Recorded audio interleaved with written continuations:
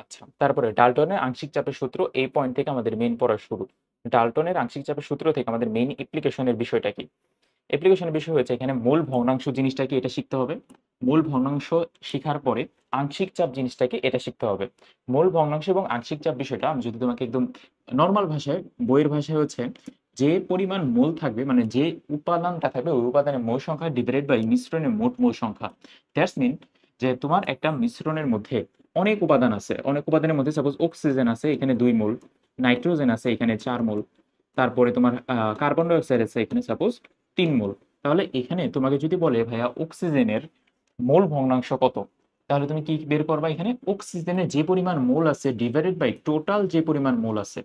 তাহলে অক্সিজেনের মোল ভগ্নাংশ x of oxygen is equal two হবে অক্সিজেনের যে পরিমাণ মোল 2 ডিভাইডেড বাই 2 প্লাস 4 6 প্লাস 3 9, 2/9 হবে এখানে অ্যান্সার। অক্সিজেনের মোল ভগ্নাংশ কত? তারপরে তোমাকে যদি বলে মূল ভগ্নাংশ বের করার পরে আংশিক চাপ বের করতে বলে, একদম ইজি। তোমাকে যদি বলে এই পজিশনে টোটাল প্রেশার হইতেছে 5 atm, সো 5 atm যদি টোটাল প্রেশার হয় তাহলে তুমি আংশিক চাপ কিভাবে বের করবো? আংশিক চাপ বের করার নিয়ম হচ্ছে জাস্ট পি অফ অক্সিজেন, মানে যেটার আংশিক চাপ বের করবো ওইটা ইজ ইকুয়াল টু হবে এটার মূল ভগ্নাংশ ইন্টু টোটাল প্রেশার, মানে ওইটার মূল ভগ্নাংশ ইন্টু টোটাল প্রেশার। সো তুমি হিসাব নিকাশ করলে আসবে 2/9 ছিল একটু আগে ইন্টু 5, তার অ্যান্সার আসবে 10/9। এটা হবে এখানকার অক্সিজেনের আংশিক চাপ। একদম ইজি বিষয়, আংশিক চাপ কত অক্সিজেনের এবং অক্সিজেনের মূল ভগ্নাংশ কত, এই হিসাব নিকাশগুলো যেন আমরা পারি। দেন এখান থেকে যে কয়েকটা পয়েন্ট, এখান থেকে কিছু সিকিউ আসে। আচ্ছা, যাই হোক, আদর্শ গ্যাসের সমীকরণ কোনটা তাহলে? পি ইকুয়াল টু এনআরটি, এগুলোই আসে আলটিমেটলি। তারপর এসিটিপিতে গ্যাসের চাপ কত, দেখো তো এটা পারা যায় কিনা। লাস্ট ক্লাসে পড়াইছি এসিটিপিতে গ্যাসের চাপ 100 কিলো প্যাসকেল, আর এসটিপিতে কত 1.013 ইন্টু 10⁻23 বা 100, এটা সরি সরি সরি এটা ভুল হয়েছে। এসটিপিতে হচ্ছে 1.0325, হ্যাঁ, ইন্টু 10⁵ প্যাসকেল, অথবা 103.25 এরকম কিছু একটা, এটা কিলো প্যাসকেল, এটাও হয়তো, এটাও আর কি কিলো প্যাসকেল। এটা একটু খেয়াল করে এসটিপি এবং এসিটিপির ভ্যালুগুলো এবং এসিটিপি এবং এসটিপির যে ক্রাইটেরিয়া গুলো আছে, মানে যে যে অ্যান্সার গুলো আছে, স্পেশালি এটা টেম্পারেচার কত, ভলিউম কত, এগুলো একটু দেখতে হবে ভাই তোমার। আচ্ছা, এখান থেকে আর কিছু নাই, এখান থেকে আমাদের মোটামুটি কিছু নাই। আচ্ছা, বায়ুমণ্ডলে নাইট্রোজেন গ্যাসের আংশিক চাপ কত, এটাও খুবই ইম্পর্টেন্ট প্রশ্ন এবং এটা মেডিকেলে আসার মতো প্রশ্ন। বায়ুমণ্ডলে নাইট্রোজেনের আংশিক চাপ বের করার নিয়মটা কি আসলে? নিয়মটা হচ্ছে বায়ুমণ্ডলে তোমার আংশিক চাপ বের করার আগে তোমাকে আগে জানতে হবে বায়ুমণ্ডলে প্রেসার কতটুকু থাকে। আমরা লাস্ট ক্লাসে পড়ছিলাম 1 atm থাকে বায়ুমণ্ডলে প্রেসার, নর্মাল প্রেসার। এখন প্রেসার যদি 1 atm হয়, 1 atm হচ্ছে 760 মিলিমিটার মার্কারি প্রেসার। এখন 760 মিলিমিটার মার্কারি প্রেসার হচ্ছে টোটাল বায়ুমণ্ডলের মধ্যে। তাহলে তোমাকে যদি বলে ভাইয়া টোটাল বায়ুমণ্ডলের মধ্যে কতটুকু আছে প্রেসার, 760 মিলিমিটার মার্কারি প্রেসার, একটু আগে আমরা কি শিখে আসলাম যে আংশিক চাপ যদি বের করতে বলে যেটার মূল ভগ্নাংশ কত ইনটু তার টোটাল প্রেসার। নাইট্রোজেনের বায়ুমণ্ডলে মূল ভগ্নাংশ কত? বায়ুমণ্ডলে আমরা লাস্ট ক্লাসে পড়ে আসছি বায়ুমণ্ডলে নাইট্রোজেন থাকে 78%। তো 78%ই হচ্ছে তার মূল ভগ্নাংশ, কারণ এটা টোটাল 78/100, এটাই তো আসে না, মানে 100টা অণুর মোলের মধ্যে বা 100টা মোলের মধ্যে 78টা মোলই হইতেছে নাইট্রোজেন, এটাই তো দাঁড়ায় 78% বলতে। তাহলে এটা হচ্ছে তার মূল ভগ্নাংশ এবং আংশিক চাপ হবে 1 atm দিয়ে যদি গুণ দিয়ে দাও তাহলে এটাই। বাট এখানে দেখো অপশনগুলোতে সব বলে millimetre mercury, millimetre mercury. 1 atm যদি থাকতো অপশনে তাহলে অ্যান্সার আসতো 0.78, এত এটিএম অ্যান্সার আসতো। কারণ 0.78 কেন আসতো? কারণ এখানে 78% মানে তো 0.78 ইন্টু 1 atm, 0.78 atm। বাট এটা থেকে আমি আবার মিলিমিটার মার্কারিতে কিভাবে কনভার্ট করবো? 760 মিলিমিটার মার্কারি প্রেসার দিয়ে গুণ দিয়ে দিলেই অ্যান্সার বের হয়ে যাবে। তাহলে 760 দিয়ে যদি গুণ দাও তুমি এখানে, তাহলে অ্যান্সার কেমন আসতে পারে তুমি যদি গেস করো? 0.3 মিলিমিটার, এটা তো কোনোদিনও আসবে না। 100-150-র কাছাকাছি কোনোদিন আসবে? তুমি যদি 760কে প্রায় এটার 78% বের করতে চাও তাহলে অ্যারাউন্ড 500-600 এরকম কিছু একটা আসবে। সো না আসবে 7.1, না আসবে 100, অপশন এলিমিনেট করে বোঝা যায় এটা অ্যান্সার হচ্ছে 593 মিলিমিটার মার্কারি। বাট এই প্রশ্নটা যদি মেডিকেল ভর্তি পরীক্ষার হলে হুবহু তুমি পাওয়া যাও, পরীক্ষার হলে এভাবে করতে পারবা? তোমার কিন্তু অ্যান্সারটা মাথায় রাখতে হবে এবং কোন প্রসেস আসছে ওইটা যদি মাথায় থাকে তাহলে তো আরো ভালো, একদম কনফিডেন্টলি পরীক্ষার হলে দেখা আসতে পারবা। সেকেন্ড টাইমারদের ভুল হয় এটাই, ফার্স্ট টাইমারদের একই ভুল হয় যে সহজ প্রশ্নগুলো আমরা ইমিট করি এবং পারি না। এই প্রশ্নটা দেখে খেয়াল করো যে 25 ডিগ্রি সেলসিয়াসের চাপ দেওয়া আছে 1 atm এবং পার ভলিউম দেওয়া আছে 0.05 লিটার এবং আরেকটার পার ভলিউম দেওয়া আছে 0.042 লিটার হলে তার চাপ কত, এই প্রশ্নটাও আসার মতো মেডিকেলে। এখন ভাইয়া আমরা একটু আগে মানে লাস্ট ক্লাসে পড়ছিলাম PV, PV is equal to constant মানে বয়েলের সূত্র, P P proportional to 1/v, but এখানে তো দেওয়া ভি ইনভার্স 1, তার মানে এইটা দ্বারাই যে P V is equal two বা ভিপি লিখলাম ইজ ইকুয়াল টু কনস্ট্যান্ট যদি হয়, মানে P1V1 is equal two P2V2, এটাই আসে না। বাট আমাদের দেওয়া তো ভি ইনভার্স 1, তার মানে দাঁড়ায় যে পি ভি ইনভার্স 1 এর সাথে সমানুপাতিক, এটি তো ভি ইনভার্স 1, তার মানে আমি এটা লিখতে পারি না P1 divided by V inverse 1 is equal to P2 divided by V inverse P2 inverse 1। এটাও কিন্তু লেখা যায় আলটিমেটলি। এটা যদি লেখা যায় তাহলে তুমি যদি ক্যালকুলেশন করো 1 ইন্টু 1/0.05 ইজ ইকুয়াল টু আসবে, প্রেশার P2 বের করতে বলছে, P2 ডিভাইডেড বাই মানে x ডিভাইডেড বাই 0.042 এত। এইটা যদি তুমি ক্যালকুলেশন করো তাহলে অ্যান্সার বের হবে, অ্যান্সার আসবে এরকম যে 0.042 ডিভাইডেড বাই 0.05। তো ক্যালকুলেশন করলে অ্যারাউন্ড 0.9 এর কিছু একটা কাছাকাছি আসবে। কিভাবে বুঝলাম 0.9, কারণ উপরে নিচে যদি তুমি 100 দিয়ে গুণ দাও তাহলে এরকম আসবে যে 4/5 এরকমই একটা কিছু আসবে না, 4/5 এর ভ্যালু 0.8, 0.9 এর এরকম কিছু একটা, 0.8 সামথিং কিছু একটা আসার মতো। তারপর আমি রিচেক করে বলি যে এটার, হ্যাঁ 0.848 এম। এটাও একটু আমাদের মাথায় রাখতে হবে এবং এটা দেখে যেন পরীক্ষার হলে চিনতে পারি যে এটা এই এমসিকিউ, এই এমসিকিউ দিয়েছে আমি অ্যান্সার করে ফেলছি। এগুলা পরীক্ষার হলে কি তুমি করতে পারবা এত মানে এইভাবে? এখন তো ঠান্ডা মাথায় করতেছো, বাট মেইন পরীক্ষার হলে, মেইন অ্যাডমিশন টেস্টের হলে বা মেইন মেডিকেল ভর্তি পরীক্ষার হলে এগুলো কিন্তু আমাদের মাথায় আসবে না। আচ্ছা যাই হোক, তারপর তারপর এখান থেকে কিছু কথাবার্তা, অনেক কথাবার্তা এগুলো নট নেসেসারি, আমরা মেইন কথাবার্তায় চলে যাই।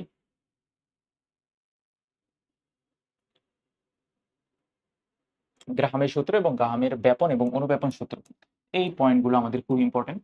তোমার আগে ভাইয়া ব্যাপনের সংজ্ঞাটা শিখতে হবে যে উচ্চ ঘনত্বের স্থান থেকে নিম্ন ঘনত্বের স্থানে কোনো একটা কঠিন তরল বা গ্যাসীয় পদার্থ যাবে, কঠিন তরল বা গ্যাসীয় বস্তুর অনুর স্বতঃস্ফূর্ত এবং সমভাবে স্থানান্তর হচ্ছে ব্যাপন। এই ওয়ার্ডটাও একটু খেয়াল করতে হবে, স্বতঃস্ফূর্ত ওয়ার্ডটা, স্বতঃস্ফূর্ত। বাট স্বতঃস্ফূর্তভাবে যদি না যায় তাহলে কি হয়, সেটা হচ্ছে নিঃসরণ বা অনুব্যাপন। বাহ্যিক চাপ থাকতে হবে, একটা বাহ্যিক উচ্চ চাপের প্রভাবে সরু ছিদ্র পথে কোনো একটা গ্যাস সহজরে বের হয়ে যাওয়াকে বলা হয় নিঃসরণ বা অনুব্যাপন। এই দুইটা জিনিস যেন ডিফারেন্সিয়েট করতে পারো, দুইটা ডিফারেন্সিয়েট পয়েন্ট হচ্ছে, তাহলে ব্যাপন হচ্ছে স্বতঃস্ফূর্ত এবং অনুব্যাপন হচ্ছে একদম চাপের প্রভাবে হয়, স্বতঃস্ফূর্ত না, বাহ্যিক একটা চাপ লাগবে। ঠিক আছে, এতটুকু পর্যন্ত ক্লিয়ার হয়ে থাকলে চলে আসো গ্রাহামের মেইন ব্যাপন সূত্রের মধ্যে। আচ্ছা এই যে এক্স ডিফারেন্সিয়েটিং পয়েন্টটা দেওয়াই আছে, এটা আমাদের ব্যাপন কেবল বেলায়, আচ্ছা এটা একটু দেখো যে ব্যাপনের বেলায় গ্যাসপত্রের ভেতরে এবং বাইরে একই চাপ থাকে এবং নিঃসরণের বেলায় ভেতরে অধিক চাপ এবং বাইরে কম চাপ অবস্থান করে। এটাও একটু পড়ে রাখবা, উপরের কথাগুলোর সাথে সাথে ভালো মতো একটু পড়ে ফেলবা। আচ্ছা, ব্যাপন যেহেতু স্বতঃস্ফূর্ত তাহলে একটা মন্নর প্রক্রিয়া, আর যেহেতু নিঃসরণ একটা যেহেতু আহ চাপের প্রভাবে হয় তাহলে এটা হচ্ছে দ্রুত প্রক্রিয়া। এই দেখো সিম্পল একটা কথা, ধরে নাও একটা বেলুন তুমি ফুলাইছো, ফুলানোর পরে তার মুখটা জাস্ট এমনি সিম্পলি খুলে ফেলছো, বেলুন সিম্পলি খুলে ফেলে তার মধ্যে ভর্তি যে চাপটা, ওই চাপটা স্বতঃস্ফূর্ত ভাবে যদি বের হয়ে যায় তাহলে ওইটাই নর্মালি ব্যাপন। বা তুমি একটা স্যান্ড অথবা স্প্রে করছো, সারা রুমের মধ্যে ছড়াই গেছে, ওটা হচ্ছে ব্যাপন। কিন্তু তুমি যদি একটা বেলুনের মধ্যে ছোট একটা ফুটা করো এবং ফুটা করার পরে তুমি জোরে আবার চাপ দাও, চাপ দিয়ে যে ফুটা দিয়ে যে বাতাসটা বের হবে উচ্চ চাপের প্রভাবে, ওই হিসাবটাই হবে অনুব্যাপন। এই এমসিকিউটা যেন আমরা আসলে পারি। এবং অনুব্যাপনের মধ্যে দুইটার মধ্যে কিন্তু চাপের ডিফারেন্স থাকে এবং গ্যাসপত্রের বাইরের এবং ভেতরের চাপের পার্থক্য থাকে। তারপর এখান থেকে আমাদের মেইন পড়া যেটা ব্যাপন হার, গ্রাহামের ব্যাপন সূত্র অনুসারে ব্যাপন হার প্রপোর্শনাল টু 1/√m, এই সূত্রটা আমাদের মাথায় রাখতে হবে। ব্যাপন হার বলতে বোঝায় কোনো একটা স্থির চাপ এবং স্থির টেম্পারেচারে ব্যাপন হার হচ্ছে তার মূল। আচ্ছা, ব্যাপন হার নর্মালি বোঝায় যে যে পরিমাণ ব্যাপিত হচ্ছে বা প্রতি একক সময়ের মধ্যে যে পরিমাণ ব্যাপিত হচ্ছে, বা ভ্যালোসিটি ধরে নাও তুমি, ধরে নাও যে ভ্যালোসিটি এই আরই হচ্ছে বেগ, মানে সাপোজ আর কি এমসিকিউ সলভ করার জন্য কিছু কিছু জিনিস মানে মনে করতে হয় যে এটা এরকমই, এরকম যদি হয় তাহলে এই ব্যাপন হার হচ্ছে আর, মানে বেগ সাপোজ ব্যাপন হার ইজ প্রপোর্শনাল টু বেগ, যেমন আমরা জানি s/t মানে সরণের হার, ওরকম ব্যাপন হার প্রপোর্শনাল টু 1/√m। তার মানে ডিফাইন করতেছে যে একটা একটা মৌলের যে ভর, ভর যত কম হবে ব্যাপন হার তত বেশি হবে। এটা আমরা সবাই আসলে পারি, বাট ব্যাপারটা হচ্ছে কি, এই সিম্পল সহজ প্রশ্নটাই পরীক্ষার হলে ভুল হয় মেডিকেল ভর্তি পরীক্ষায়। কিভাবে ভুল হয় আমি তোমাকে একটা এক্সাম্পল দিয়ে বলি। তোমাকে বলে যে নিচের কোন গ্যাসের ব্যাপন হার বেশি, হাজারি সেটের বইতে দেখবে যে অনেক এমসিকিউ এরকম আছে, অনেক। So, এটা পারি না, মানে পারি না বলতে বিষয়টা বুঝি যে একটা গ্যাসের ভর কম থাকলে তার ভ্যালোসিটি বেশি হয়। ধরে নাও তোমার ওজন কম, তাহলে তুমি দৌড়ে মানে জোরে দৌড়াতে পারবা। আর তোমার যদি ওজন বেশি থাকে, তুমি যদি মোটা মোটা থাকো এবং একটু গুলুমুলু থাকো, তাহলে কিন্তু তোমার মানে আস্তে আস্তে দৌড়াইতে হবে। বিষয়টা এরকম, যে গ্যাসের ভর কম, ধরে নাও হাইড্রোজেন, হাইড্রোজেনের ভর কম কার থেকে, নিয়নের থেকে, যার কারণে হাইড্রোজেনটা তাড়াতাড়ি দৌড়াইতে পারে। তাহলে হাইড্রোজেনের আমাদের ব্যাপন হার বেশি, একদম সিম্পল অ্যান্সারে দিতে পারবো আমরা।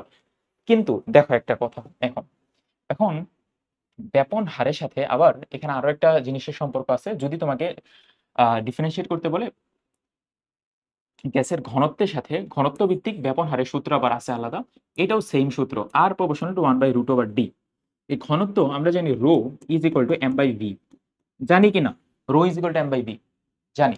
রো কে প্রকাশ করে আমি ডি দিয়ে, এখন কোনো সমস্যা আছে? ডেনসিটি রো, ঘনত্ব density D, D is equal two m/v। কোনো সমস্যা? কোনো সমস্যা নেই। তাহলে এখান থেকে আলটিমেটলি আসে না, D is proportional to M, মানে একটা গ্যাসের ঘনত্ব বা বাষ্প ঘনত্ব যেটাই বলো গ্যাসের ভরের সমানুপাতিক। এতটুকু ওকে থাকলে তাহলে আমরা এটা লিখতে পারি না যে একটা গ্যাসের গ্যাসের ব্যাপন হার তার ভরের বর্গমূলের ব্যস্তানুপাতিক, তার ঘনত্বের বর্গমূলের ব্যস্তানুপাতিক। এই এমসিকিউটাও যেন আসলে পারি, যেভাবে তুমি দেওয়া থাকো। তাহলে তোমাকে যদি ঘনত্বও দেওয়া থাকে তাহলেও কিন্তু সেম রুলেই আসবে।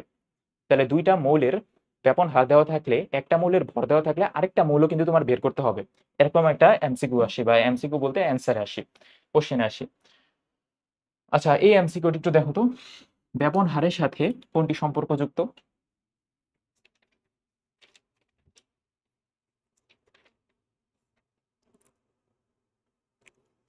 গ্রাম আণবিক ভর, ব্যাপন হারের সাথে গ্রাম আণবিক ভরের সম্পর্কযুক্ত।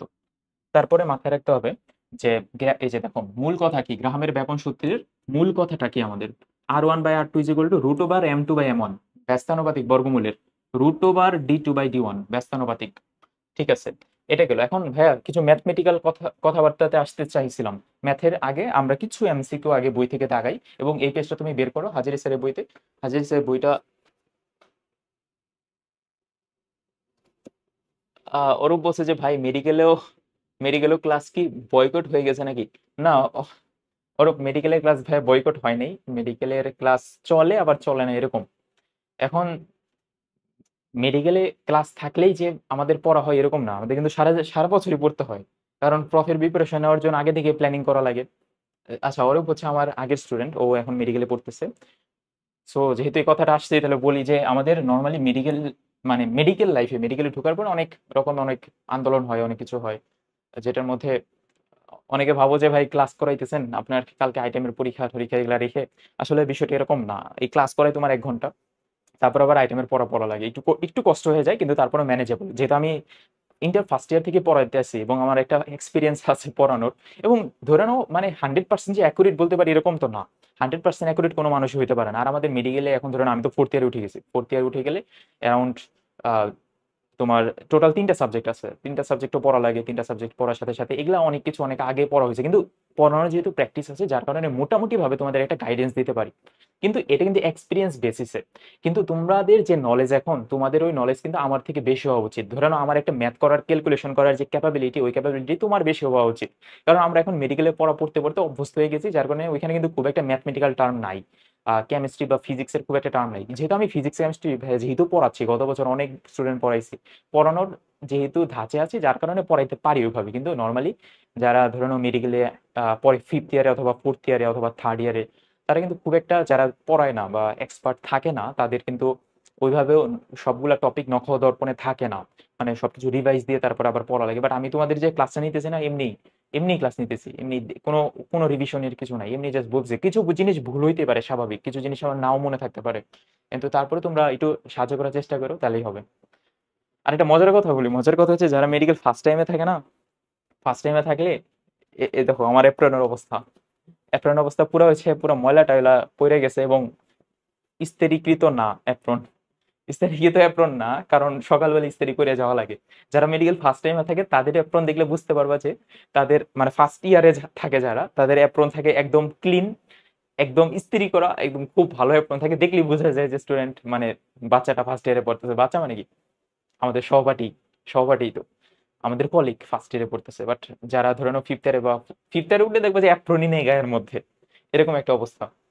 যাই হোক, পড়াশোনার বাটে এগুলো বললাম, নো প্রবলেম। ক্লাস হয়, ক্লাস মাঝে মাঝে হয়, কিছু কিছু ক্লাস হয় না। ক্লাস হওয়ার নাও হয় না আমার কোনো সম্পর্ক নেই, আমি ক্লাস নেই। আচ্ছা যাই হোক, আচ্ছা যাই, যেটা বলতেছিলাম যে আলটিমেটলি যারা পড়ায় কন্টিনিউয়াসলি তারা কিন্তু হোম টিউটর হিসেবে পড়ায় অনেক স্টুডেন্ট। আমি নিজেই গত বছর অনেক স্টুডেন্ট পড়াইছি বাসায়। সো ম্যাথ পারফরমেন্স থেকে কিন্তু প্রফেশনাল হোম টিউটর দেওয়া হয়, কারণ আমি তাদেরকেই চিনি যারা কন্টিনিউয়াসলি পড়ায়। সবাই কিন্তু পড়াইতে পারে না। মেডিকেলে যদি 200 জন থাকে, 200 জনের মধ্যে অ্যারাউন্ড তোমার 20 থেকে 30 জন কন্টিনিউয়াসলি মেডিকেল অ্যাডমিশনের জন্য পড়ায়, এবং ওই 20 থেকে 30 জন হচ্ছে এলিট টিচার। ওই এলিট টিচাররা এমন ভাবে পড়ায় যেন তোমার, তাদের এক্সপিরিয়েন্স যেহেতু আছে মেডিকেলে চান্স পাওয়ানোর, সো তোমারও ওরকম ওই 20 থেকে 30 জন টিচার তোমাকে যেন গাইড করতে পারে, তার জন্যই আমি এত প্রচার আলোচনা করতেছি। মানে নিচে তোমার, নিচে দেখো একটা লেখা আসতেছে, ওই লেখাটা একটু পড়। ঠিক আছে, নো প্রবলেম, আমরা এগুলাতে না যাই। সেকেন্ড টাইমারদের জন্য কিন্তু এক্সাম ব্যাচও চালাই, মানে চলতেছে। এক্সাম ব্যাচের প্রাইসও খুব কম, নিচে ডেসক্রিপশনে আমি সবকিছু দিয়ে দিব। সেকেন্ড টাইমের এক্সাম ব্যাচে নেওয়ার একটাই কারণ যে তোমরা যেন কন্টিনিউয়াস পরীক্ষার মধ্যে থাকো এবং পরীক্ষা দেওয়ার মধ্যে থাকো, এবং ক্লাসগুলো তো ফ্রিতে নেওয়া হচ্ছেই। ওকে, আচ্ছা তারপরে দেখো এখানে কিছু এমসিকিউ আসে, আগে এমসিকিউ গুলো আমরা সলভ করি, তারপরে কথা পরে বলতেছি। আচ্ছা, গ্রামের ব্যাপন সূত্রে আধুনিক কিছু প্রয়োগ আছে, এই আধুনিক প্রয়োগগুলো সবগুলো পড়া লাগবে না। তুমি 2 নম্বর লাইনে আসো যে ব্যাপন প্রক্রিয়ার মাধ্যমে গ্যাস মিশ্রণ থেকে কোন একটা গ্যাসকে পৃথক করাকে অ্যাটমোলিসিস, অ্যাটমোলিসিস বলা হয়। কিসের প্রক্রিয়ার মাধ্যমে? ব্যাপন প্রক্রিয়ার মাধ্যমে কি করা হয়? একটা গ্যাসকে পৃথক করা হয়, এবং এই এমসিকিউটা সরাসরি ভাবে আসে। এবং আরেকটা এমসিকিউ আসে যে কয়লা খনিতে মিথেন গ্যাসের উপস্থিতিতে নির্ণয়ের জন্য সতর্কতামূলক যন্ত্রে মিথেন গ্যাসের ব্যাপন ধর্ম প্রয়োগ করা হয়। তোমাকে প্রশ্ন করবে যে কয়লা খনিতে কি গ্যাস ইউজ করা হয় যেন তোমার সতর্কতামূলক মিথেন গ্যাসের ব্যাপন ধর্ম প্রয়োগ করা হয়। আর কি কয়লা খনিতে কি কিসের ব্যাপন ধর্ম প্রয়োগ করা হয়? মিথেন গ্যাসের। এতটুকু একটু মাথায় রেখো। সব থেকে উল্লেখযোগ্য আধুনিক প্রয়োগ হচ্ছে ব্যাপন প্রক্রিয়ার মাধ্যমে এই মৌলের বিভিন্ন আইসোটোপ পৃথক করা যায়। তাহলে ব্যাপন থেকে এখানে 3টা ওয়ার্ড বলবো যে ব্যাপনের কাজ কি। প্রথম কাজ তো আমরা জানি, একটা বস্তুর ভর নির্ণয় করতে পারবো, আণবিক ভর নির্ণয় করতে পারবো। দ্বিতীয় কাজ হচ্ছে অ্যাটমোলোসিস, তৃতীয় কাজ হচ্ছে মিথেন গ্যাসের কাজ কয়লা খনিতে, এবং চতুর্থ কথা হচ্ছে আইসোটোপ পৃথকীকরণে ব্যবহার করা যায়। এই কয়টা জিনিস আমরা মোটামুটি ভাবে পারলেই হবে।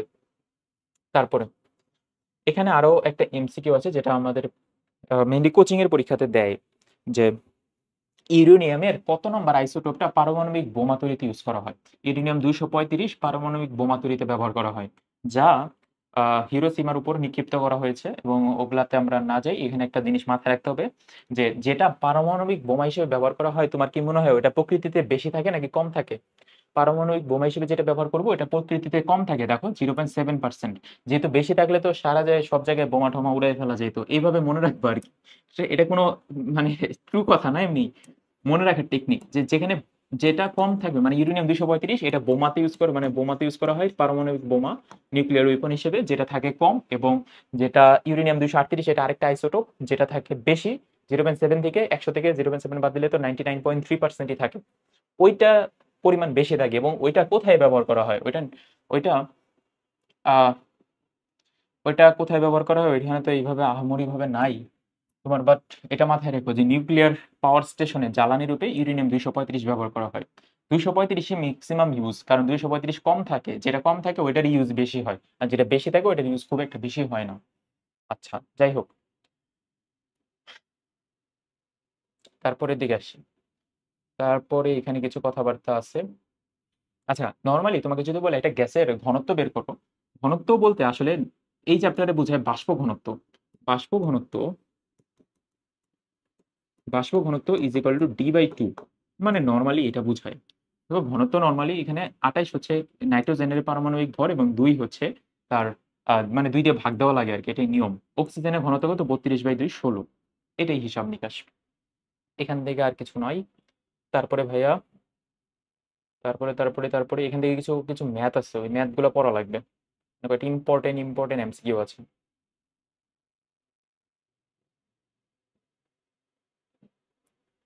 এখানে তো সব কিউই দেওয়া।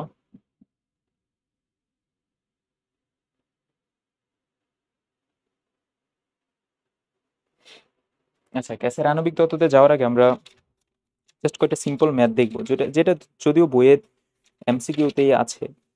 আচ্ছা আচ্ছা আচ্ছা, পাইছি। 1.23-এ, এই যে এই পয়েন্টই 1.23-এ তুমি পাই যাবে নিচের কোনটি ব্যাপন হার বেশি। এই এমসিকিউটা পরীক্ষায় আসার মতো এবং মেডিকেল আসার মতো।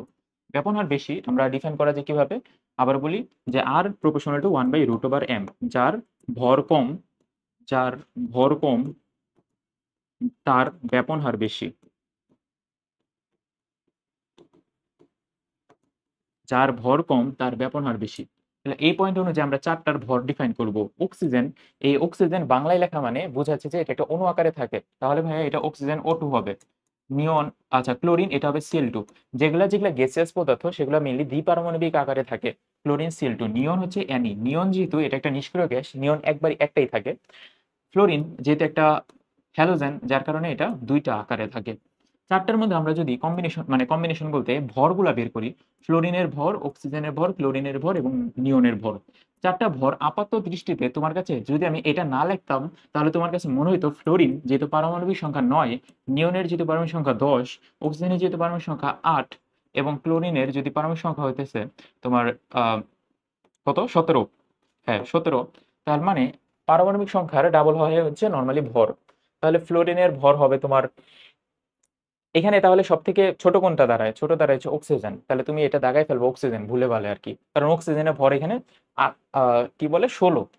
নর্মালি অক্সিজেনের একটা অণুর ভর হচ্ছে 16, বাট ওইখানে তো নর্মালি এখানে তো আমাদের মানে দ্বিপারমাণবিক আছে, দ্বিপারমাণবিক যেহেতু আছে তো এটা কিন্তু 16 ধরা যাবে না, 32 ধরতে হবে। সো ভাই 16 × 32, এটা 32 হিসাবে আসবে, কারণ এখানে অক্সিজেন লিখছে অক্সিজেন আকারে, নট ও আকারে। ও আকারে লিখলে অন্য হিসাব। ক্লোরিন Cl2 লিখছে, ক্লোরিন হচ্ছে 35.5, তাহলে দুইটা মিলে আসবে 71।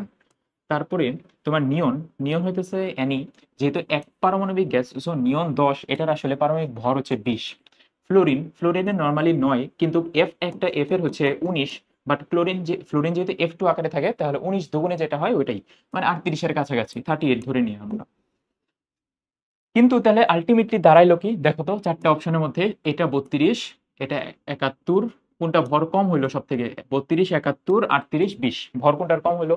সব থেকে ভর কম হইলো নিয়নের। সো আলটিমেটলি অ্যান্সার হচ্ছে নিয়ন। কোন গ্যাসের ব্যাপন সব থেকে বেশি? এখানে নিয়নের।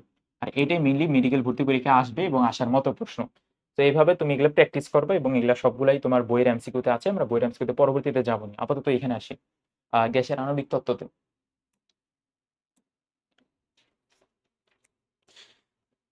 গ্যাসের আণবিক তত্ত্ব অনুসারে 6 নম্বর পয়েন্টটার দিকে সবার আগে খেয়াল করতে হবে, যে গ্যাসের আণবিক তত্ত্বের অনুসারে গ্যাসের গতিশক্তি বের করা যায়, এবং গতিশক্তি বের করার জন্য গ্যাসের একটা নির্দিষ্ট সূত্র আছে, যেটাকে বলা হয় আদর্শ গ্যাসের গতীয় সমীকরণ, kinetic equation of N ideal gas.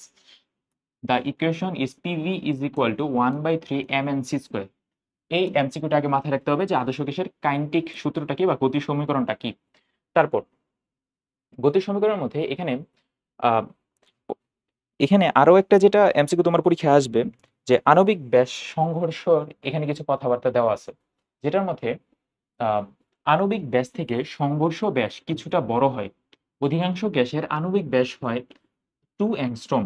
আণবিক ব্যাস বলতে বোঝায়, আচ্ছা ওটা পরে আসতেছে আমরা, অধিকাংশ গ্যাসের আণবিক ভর বোঝায় 2 অ্যাংস্ট্রম এবং অপরদিকে সংঘর্ষের ব্যাস 2 থেকে 4 অ্যাংস্ট্রম। এই এমসিকিউটা আগে যেন পারি, পরে আসি সংঘর্ষ কি আবার আণবিক ব্যাস কি। সংঘর্ষের মধ্যে তুমি এটা মনে রাখবে কিভাবে, দেখো মনে রাখার টেকনিক হচ্ছে, আচ্ছা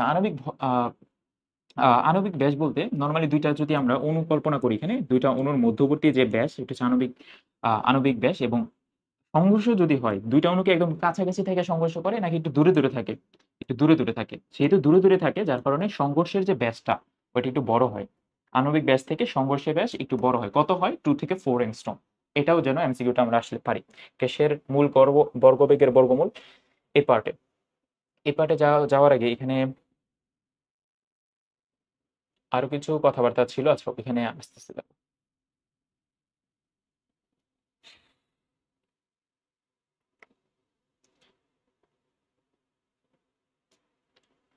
এই সূত্রটা যে আছে, P v = 1/3 mnc²।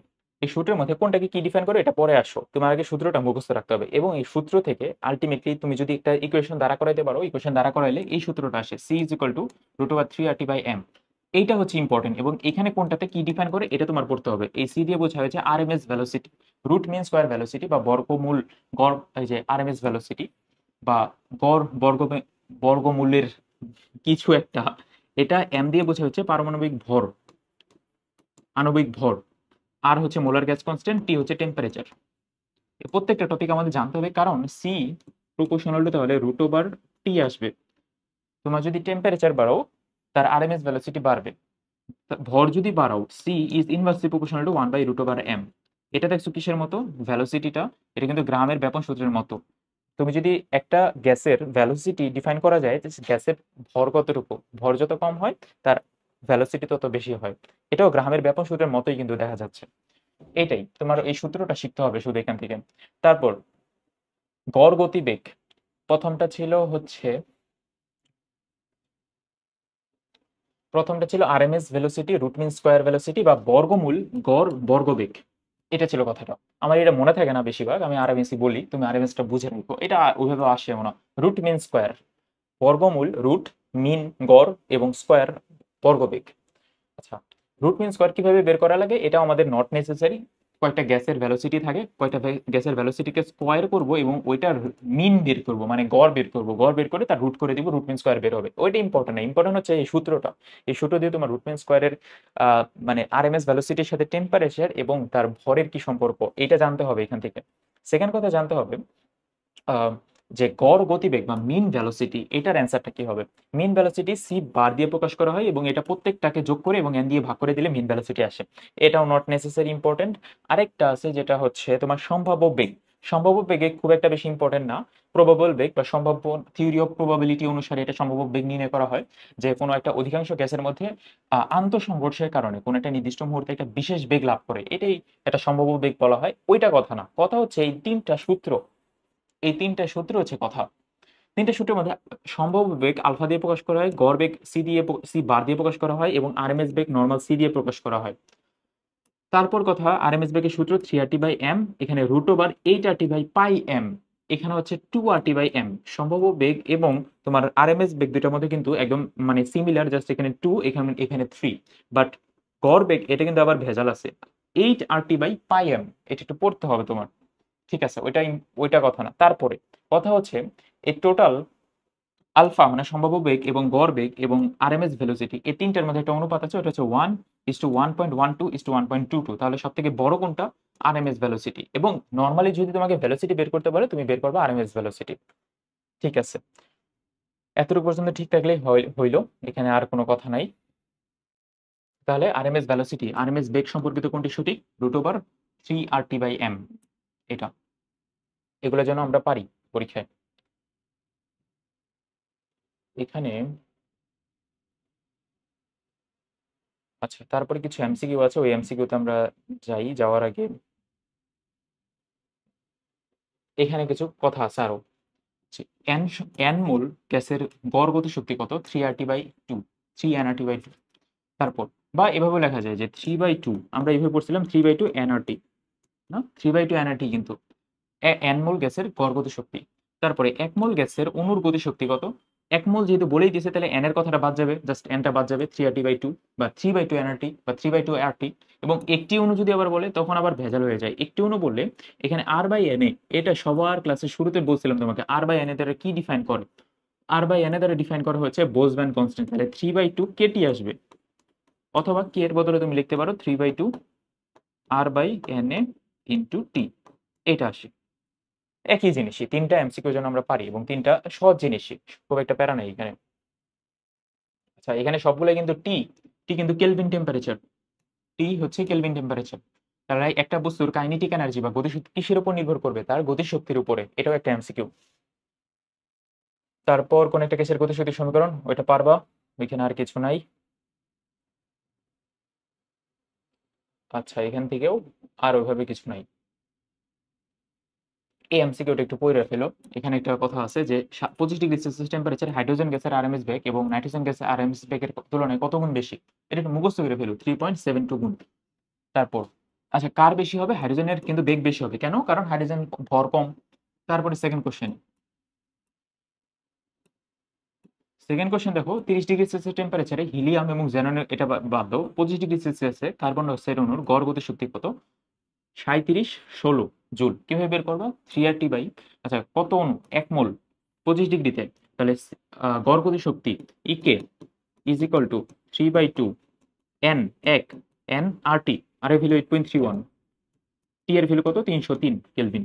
এটা যদি তুমি ক্যালকুলেশন করো, এই টিটা কিন্তু কেলভিনে বের করতে হবে। 25-এর সাথে 273 যোগ করলে আলটিমেটলি আসে 298। আয় হায় আয় হায়, এখানে আসবে 298। 298 দিয়ে গুণ করলে এই তিনটা কিন্তু তুমি নর্মালি পরীক্ষার হলে গুণ দিতে পারবো না, তার জন্য অ্যান্সারটা মুখস্থ করতে বলছি। পরীক্ষার হলে এটা করা একটু মুশকিল হয়ে যাবে। এতটুকু পর্যন্ত পড়া হয়ে গেলে তোমাকে কয়টা এমসিকিউ বলে, ওই এমসিকিউ কয়টা খেয়াল করো।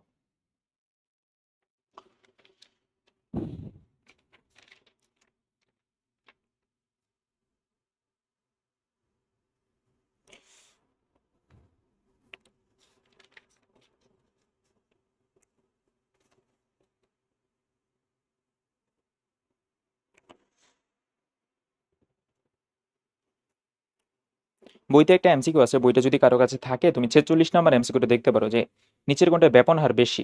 একটা কোশ্চেন হচ্ছে অ্যামোনিয়া, তারপরে C2H6 এরকম একটা অপশন দেওয়া, তারপরে কার্বন ডাইঅক্সাইড আর অক্সিজেন। এই কোশ্চেনগুলো আমরা কিভাবে সরাসরি অ্যান্সার করতে পারবো? প্রথমে তো পড়তে পড়তে তোমার হয়ে যাবে। অ্যামোনিয়া আমরা জানি 14 প্লাস, অ্যামোনিয়া 3, এখানে 14 প্লাস 3 17, 17। তারপরে C2H4 যদি বের করতে যাও, এটা অনেক বেশি আসবে। C2 হতেছে কার্বন 12 ইন্টু 2 24 প্লাস 6 30। তারপর কার্বন ডাইঅক্সাইড আমরা তো মুখস্থ জানি 44, এবং অক্সিজেন তো মুখস্থ জানি 32। তাহলে কোনটার ভর কম হইলো? 17। এটার ভর কম হইলো, তাহলে কোনটার ব্যাপন হার বেশি হবে? অ্যামোনিয়ার ব্যাপন হার বেশি হবে। এগুলা এমসিকিউ যেন আমরা মোটামুটি পারি, এবং এগুলাই মেইনলি বইয়ের এমসিকিউ দেওয়া আছে।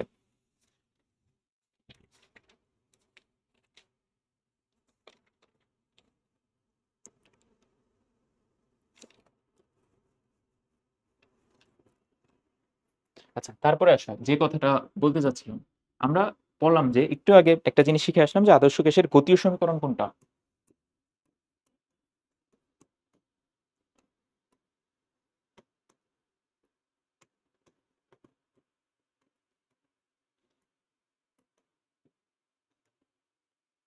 PV is equal two 1/3 mn c², এরকম একটা জিনিস পড়েছি।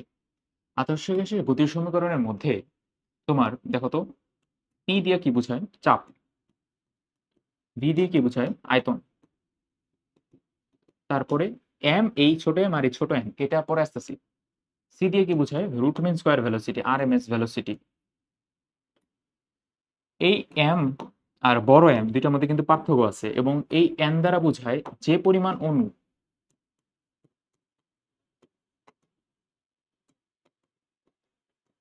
অণু। আচ্ছা, তারপরে এই এম দিয়ে বোঝায় যে একটা অণুর ভর।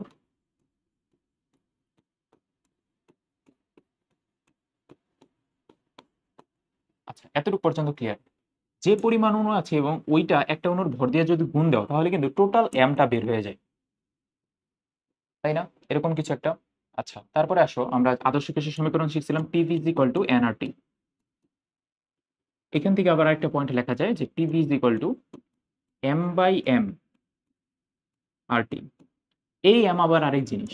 এম হচ্ছে যে পরিমাণ ভর দেওয়া আছে ওইটা, যেমন ধরে নাও তোমাকে 8 গ্রাম অক্সিজেন দেওয়া আছে, ওইটা হচ্ছে 8 এখানে বসবে, আর এম বসবে এখানে অক্সিজেনের 32 এম এর জায়গায়। এটা কেন লিখতেছি? লেখার একটা কারণ আছে, দেখাচ্ছি। আলটিমেটলি দেখো তো, এখানে এভাবে লেখা যায় না যে তোমার এই এমটা নিচে দিব, এই ছোট এমটা নিচে দিব, ওই পিটাও নিচে ওই পাশে চলে যাবে। তাহলে V/m ইজ ইকাল টু, পিটা ওইখানে চলে আসবে, তাহলে আর টি উপরে, নিচে হচ্ছে এম ইন্টু পি, এটা লেখা যায়। তারপরে দেখো তো ভাইয়া, আমরা নর্মালি কি জানি? Rho is equal to m/v, তার বা D is equal to m/v। তাহলে V/m কি? 1/d। তাহলে তুমি যদি V/m উল্টাই দাও, তাহলে m/v আসে। এখানে উল্টাই দিলে ওই পাশে উল্টাই দিতে হবে, Pm/RT। এই কথাটা আমাদের যেন মাথায় থাকে, এবং এটার পর আলটিমেটলি আসে একটা সূত্র, যেটা হচ্ছে রো বা D is equal two Pm/RT।